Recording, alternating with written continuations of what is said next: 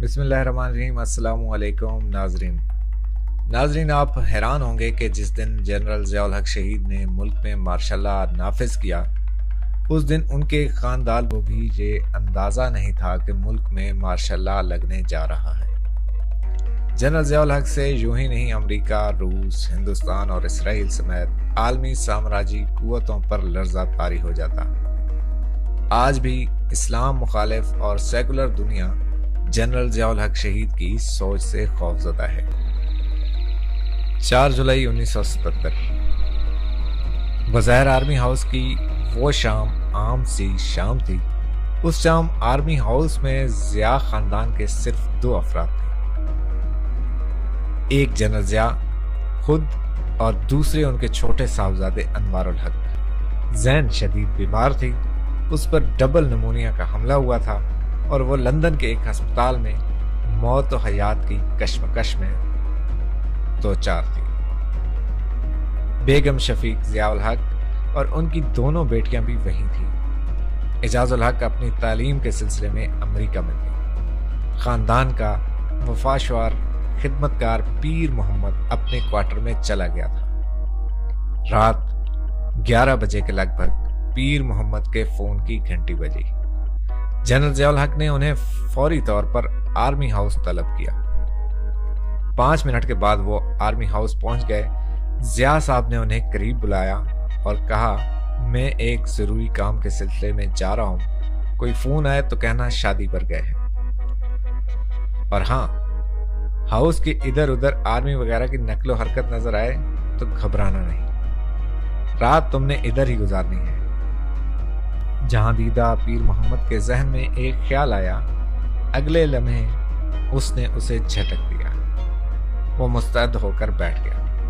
کوئی آدھا گھنٹہ گزرا تو فون کی گھنٹی بجنا شروع ہو گئی۔ پیر محمد نے ریسیور اٹھایا۔ یہ وزیر اعظم ذوالفقار علی بھٹو تھے۔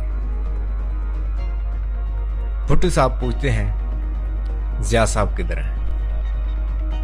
پیر محمد نے کہا، صاحب کسی شادی ڈنر پر گئے ہیں۔ 15 منٹ بعد پھر وہی فون بجا اور پھر وہی جواب۔ رات کا دامن ہولے ہولے سرکتا جا رہا ہے۔ انوار الحق سر سید کالج میں فرسٹ ایئر کے طالب علم تھے۔ وہ ابھی کمرے میں ہی بیٹھے سائنس کے پریکٹیکل کی کاپی تیار کر رہے تھے کہ والد محترم فوجی وردی میں ملبوس نکلے اور انوار نے پوچھا، کہاں جا رہے ہیں؟ ضیاء الحق بولے، بیٹا ایک فوجی ایکسرسائز ہے، تم اطمینان سے سو جانا۔ یہ کہہ کر جنرل ضیاء الحق تیزی سے قدم اٹھاتے باہر نکل گئے۔ انوار الحق نے لپک کر دیکھا، ابو کے ساتھ اے ڈی سی اور ایم ایس بھی تھے، ان کے علاوہ ایک گن مین تھا اور ایک ڈرائیور۔ بس یہی ساری سپاہ تھی جو جنرل ضیاء الحق کے ہمراہ رات کے پہر آرمی ہاؤس سے نکلی۔ صبح انوار بہت دیر سے جاگے۔ انہیں صوفی جان محمد نے بتایا کہ مارشل لاء لگ گیا ہے۔ انوار نے کوئی توجہ نہ دی۔ وہ سمجھے لاہور، کراچی اور ملتان کی طرح کسی اور شہر میں بھی مارشل لاء لگ گیا ہے۔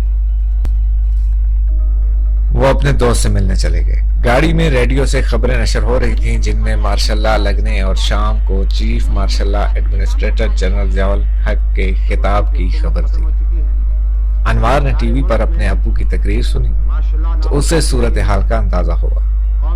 شام کو وہ گھر واپس آئے تو انوار نے معصومیت سے پوچھا، ابو مارشل لاء لگ گیا ہے؟ مارشل لاء ایڈمنسٹریٹر نے بڑے تحمل سے جواب دیا، ہاں جی لگ گیا ہے۔ اسی شام غالباً چینی سفارت خانے میں کوئی ایک تقریب تھی۔ جنرل ضیاء الحق کو اس میں جانا تھا۔ وہ جلدی سے باہر نکلے اور برآمدے میں اے ڈی سی اور دوسرا سٹاف کھڑا تھا۔ اے ڈی سی بولا، سر آپ نے کچھ کاغذات پر دستخط کرنے ہیں۔ یہ سنتے ہی جنرل ضیاء الحق اسٹڈی روم میں چلے گئے۔ سٹاف باہر کھڑا رہا۔ جب کافی دیر تک جنرل ضیاء الحق اپنے کمرے سے نہ نکلے تو تشویش ہوئی۔ اے ڈی سی نے انوار الحق سے کہا، صرف 2 کاغذات پر سائن کرنے تھے، پتہ نہیں چیف نے اتنی دیر کیوں لگا دی، آپ اندر جا کر دیکھیں۔ انوار نے ابو کے اسٹڈی روم میں قدم رکھا تو عجیب منظر دیکھا۔ Chief marshal law administrator general Muhammad Zia ul-Haq کرسی پر بیٹھے تھے۔ قلم ان کے دائیں ہاتھ میں تھا لیکن ان کی گردن ایک طرف ڈھلکی ہوئی تھی اور آنکھیں بند تھی۔ انوار گھبرائے، آگے بڑھے اور انہیں کندھے سے ہلایا تو وہ گہری نیند سے جاگ اٹھے۔ پچھلے کئی گھنٹوں کی بے سکونی اور بے خوابی نے انہیں نڈھال کر رکھا تھا۔ تھوڑی دیر بعد وہ چینی سفارت خانے روانہ ہو گئے۔ 5 جولائی کی دوپہر کے لگ بھگ برطانیہ میں پاکستانی سفیر جناب ممتاز دولتانہ نے بیگم ضیاء الحق کو یہ خبر سنائی کہ پاکستان میں مارشل لا لگ گیا ہے۔ آرمی ہاؤس کا وہ سفر شروع ہو گیا تھا جس نے اسے پاکستانی سیاست کا مرکزی اور محوری نقطہ بنا دیا، اور آئندہ 11 سالوں تک پاکستانی عوام کے شب و روز کی صورت گری اسی کے در و بام سے ہوتی رہی۔